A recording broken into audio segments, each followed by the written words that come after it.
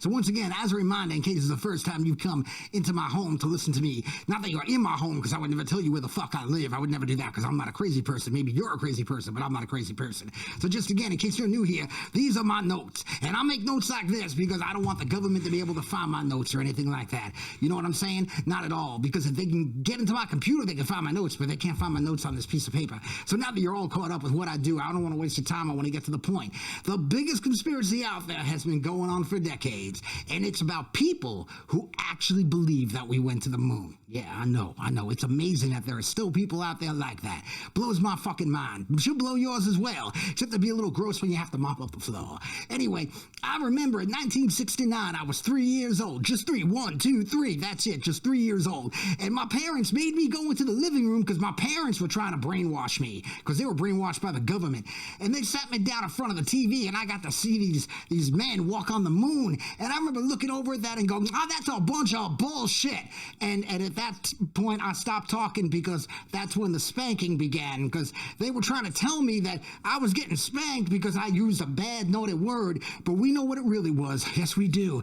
It's because my parents didn't want the government to know that at the age of 3, I figured out that they were faking the moon landing. So my parents, they had to spank me to shut me up. And I think that was cruel and unusual punishment, because we should always tell the truth. So I just didn't understand that. And I know what you're gonna say, but if we really fake the moon landing, they were doing radio broadcasts from their capsule and their spaceships and their space uniforms. What do they call? Whatever astronauts wear. It's all white and shit with a glass thing in the front. You know what they wear there? Holy shit, my glasses are really getting foggy. All right, so anyway, so you might be thinking, yeah, but the Russians would have been able to monitor our radio transmissions. And since it was like part of the height of the Cold War, they would have been glad to bust us and embarrass us and tell the world that we were faking it. But this is what a lot of people don't know.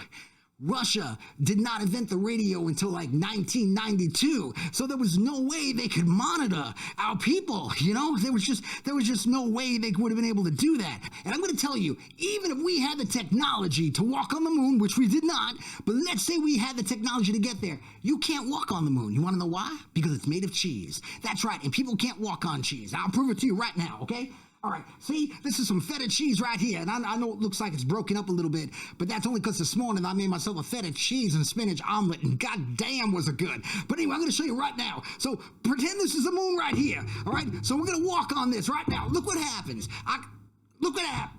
See, it broke, right? So you can't walk on it. Look how crumbly the moon is. The moon is very crumbly, so you can't do it. And also, there's this whole thing where they put the flag up, and they said the reason the flag went like this a little bit was because of inertia. That doesn't work. I'll prove to you right now that inertia's fake. See, if I go like this with my hand, this is not going to flap around at the end, because that would be inertia, right?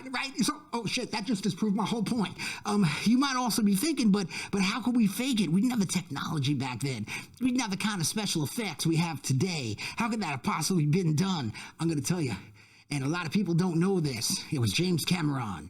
That's right. See, James Cameron, the guy who gave us Titanic and that Avatar thing with blue people, that was real. But we'll have a different thing about that. But that was a documentary. But anyway, about the blue people, not the blue people, but about James Cameron. What happened was he was only about 14, 15 years old when they landed on the moon. So obviously he didn't have the expertise to fake this. But in 1984, he put out that movie that we all know was a Terminator. Now he put it out in like October of 1984. So he didn't start really pulling in the money from it because, you know, movie studios like to hold back giving you your money. So, but in 1985, he had the money. So what James Cameron did was he traveled back in time. Yes, James Cameron traveled back in time. And he turned to NASA and said, I know you can't do this shit. I know it was fake when I was watching it. I even heard a 3-year-old neighbor scream it was bullshit. And then I heard a lot of slapping sounds. I don't know, maybe he was getting his ass beat.